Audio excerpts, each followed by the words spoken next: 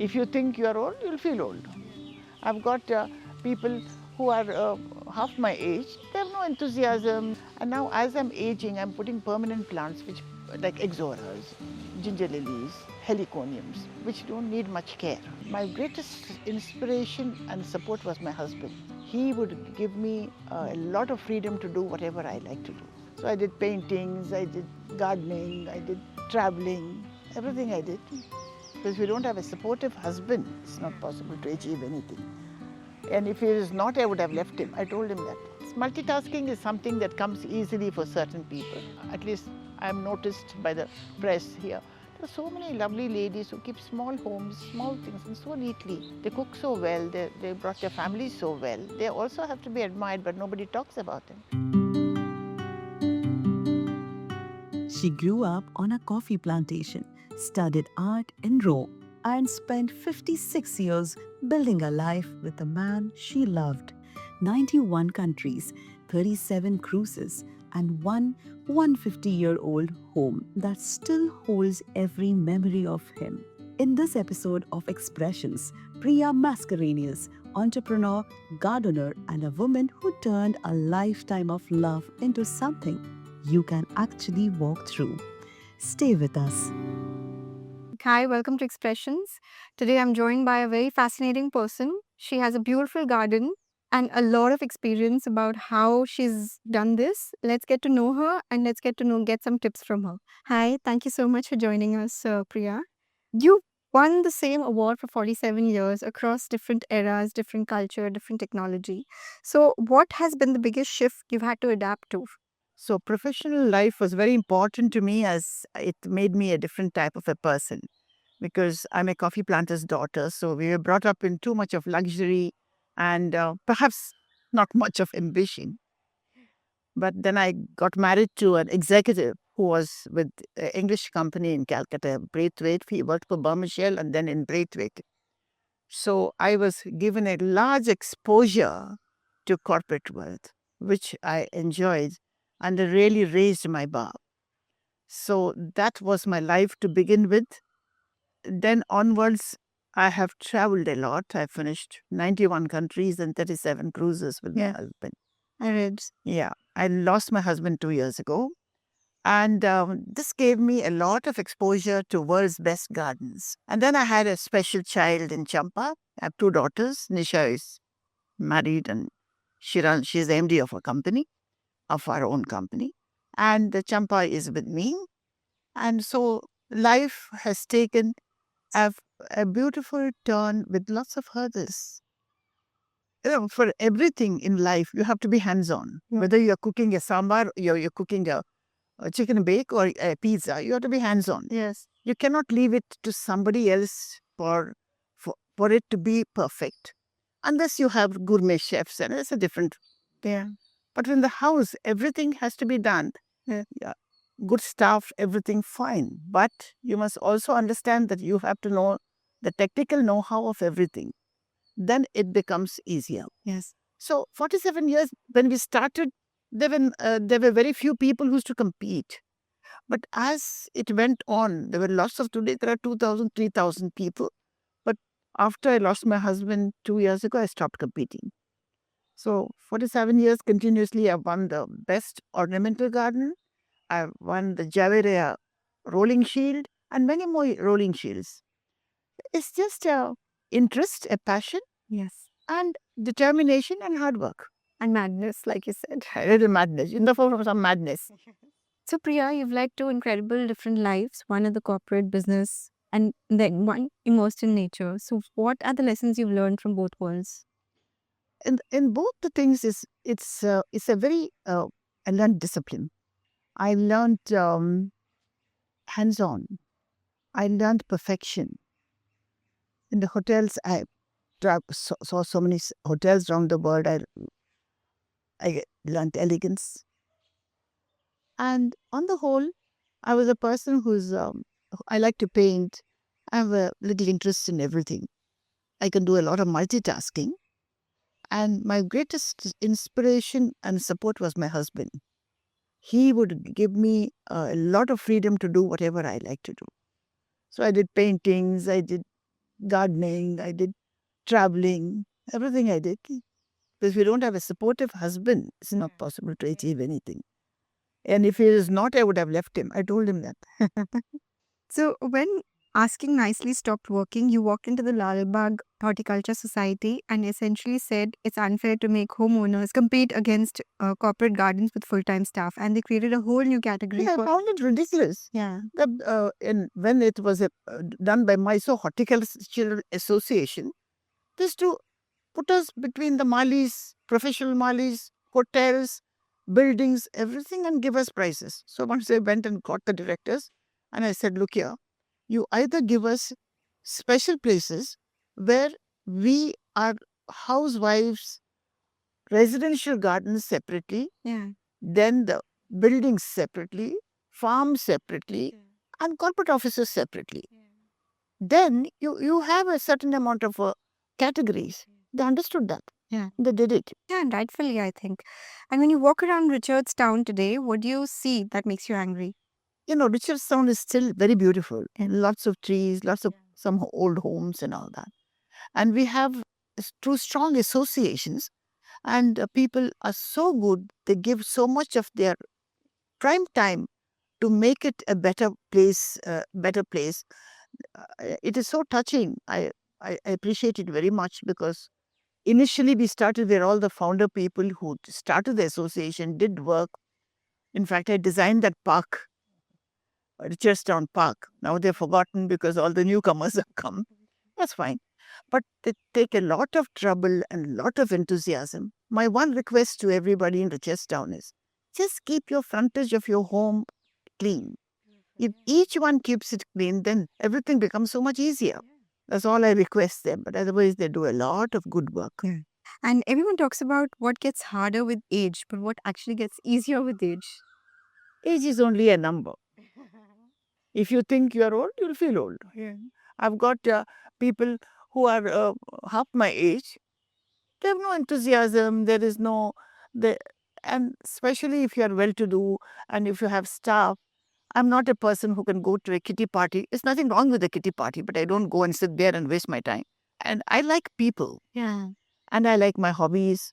And I like my home. So perhaps I'm a different type of a human being. Our generation takes being plant parent very seriously, but we often love our plants to death. We're constantly Googling signs of overwatering because we hover them with like helicopter parents. So, with half an acre of thriving plants, what have you learned about the art of leaving plants alone and letting them be? There are various types of plants. Yeah. Some are hardy plants, some are delicate plants, some are exotic plants, some are boutique plants. So there's different types of plants. Now these sort of plants, even if you overwater, nothing happens. But the plants which are in front of my house, they should not be overwatered. How do you know that? Roots get eaten up. You have to study that. You can make out when the leaves get wilted, then you know that it's overwatered. So you have to learn it. And it's not important to have a big garden, big everything. You just can have 6 plants and make it so beautiful.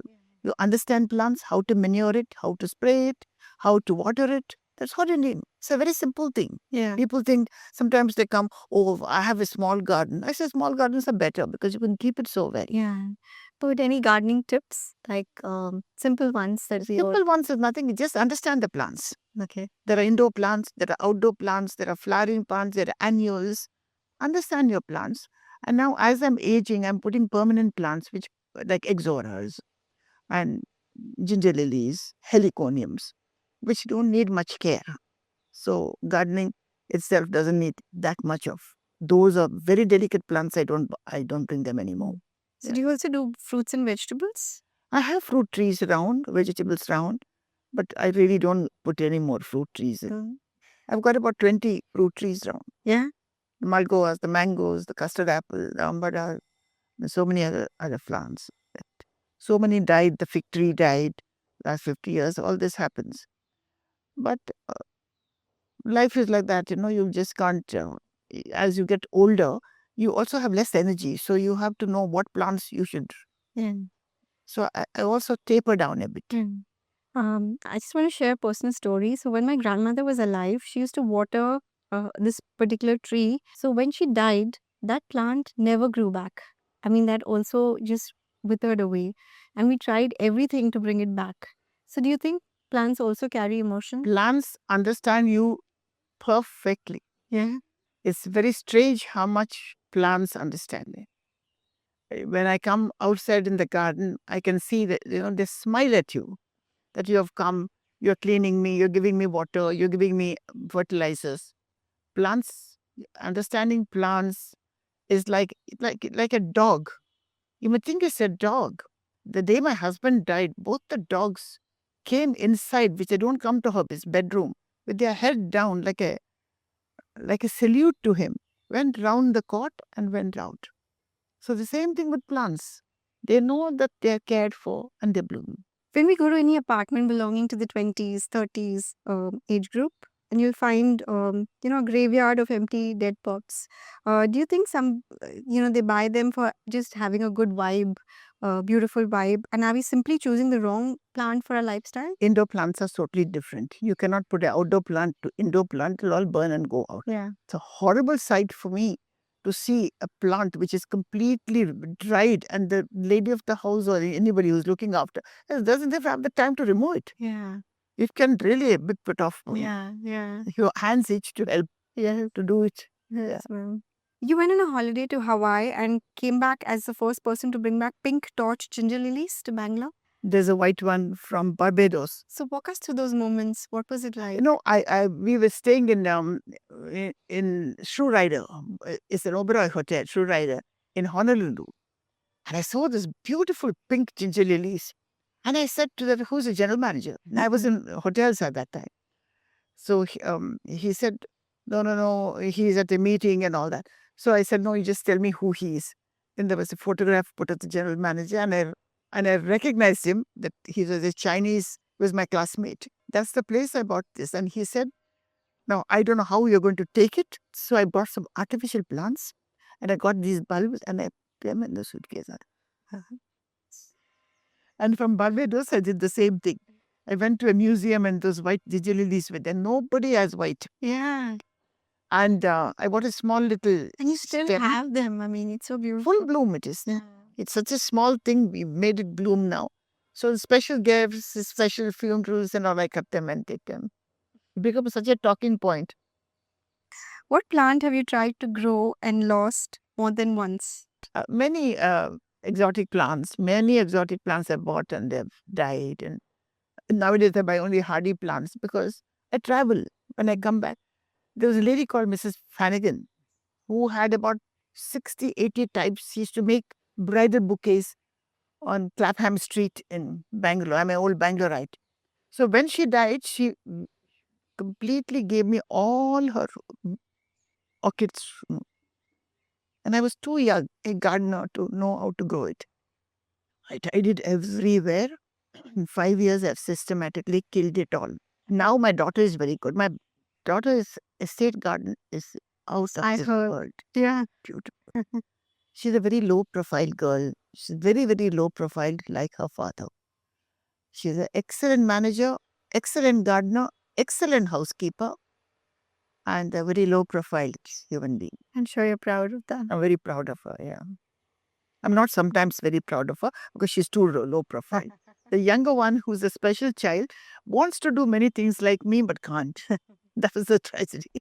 My father is the one who he's a coffee planter. He had green fingers. Perhaps I've got his green fingers. He had a nice garden, a rose garden in Mangalore. In Mangalore, whether the roses come out well.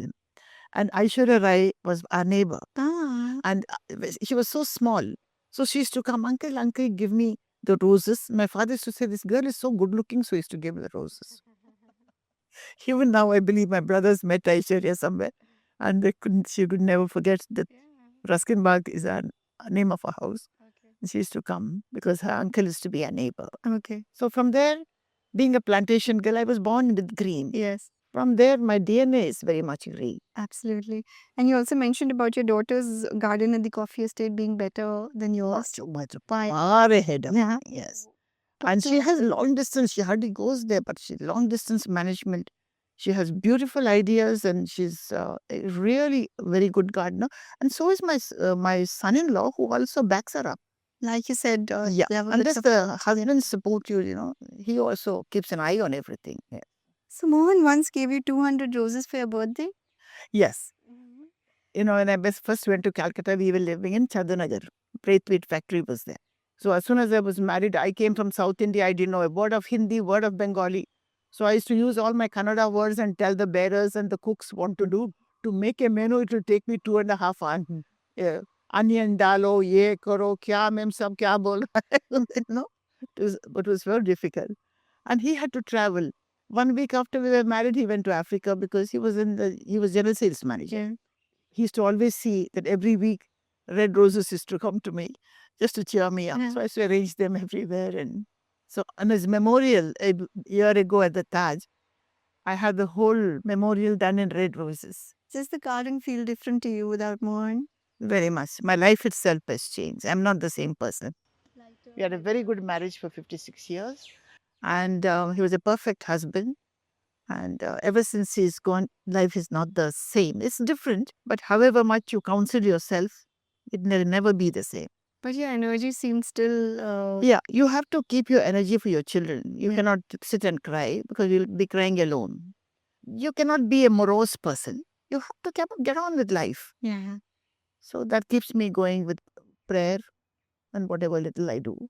We see old homes being torn down every day to make way for the new, but you've held on to this place. It's an ancestral home, Yeah. but that gets such beautiful offers from the builders Yeah. that why don't you sell it? Okay, this goes to my daughter. And it's an ancestral home. It came to me from the ancestors to my husband. It came to me now, but it'll go to my daughter. Yes. 400 blue plates. Oh, I have actually more than that. I have sport, I have Chinese, I have American, I've got from Bucharest, I've got from South America, East America, Japanese, Bangkok, Sri Lanka, Maldives, you name everywhere, and sport from London, England, and all those places I collected. Some I parted to my daughter now. But it's beautiful. I've just had a look. Craziness, madness, what to do. Any particular story that stays with you? It stayed with me because my husband worked for a company called Vicon. Okay. It is a Dutch company.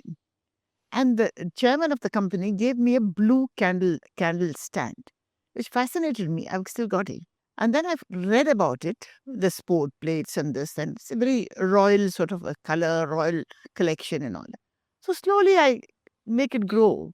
And some of them I bought those days for a small price. I've also bought now lately. My grandchildren went to Turkey and bought me the most expensive blue plates, all the Turkish design. Hmm. It was a real hobby and a passion. Yeah. Yeah. And the way you've put it up on the wall. So do you Yeah. think you could even start doing interior designing? Whatever little I did, I think I have to hang my boots. And I want to live my life happily looking after Champa, looking after family. I have no more ambitions like that. Hmm. That's multitasking is something that comes easily for certain people. Yeah. Some are unsung heroes who have never, at least I'm noticed by the press here. There are so many lovely ladies who keep small homes, small things, and so neatly. Yeah. They cook so well. They brush their families so well. They also have to be admired, but nobody talks about them. I agree. Thank you very much, Priya. Yeah. I just. It's a pleasure, It's a pleasure having you and somebody appreciating whatever little I did. I don't think anyone can, not appreciate this beauty. Thank you very much, Priya. Priya reminded us today the most beautiful things in life are never finished. They are just kept. A home, a garden, a love that traveled 91 countries and never really left. This is Expressions. Don't forget to subscribe and hit the bell icon so you never miss an episode. See you next week.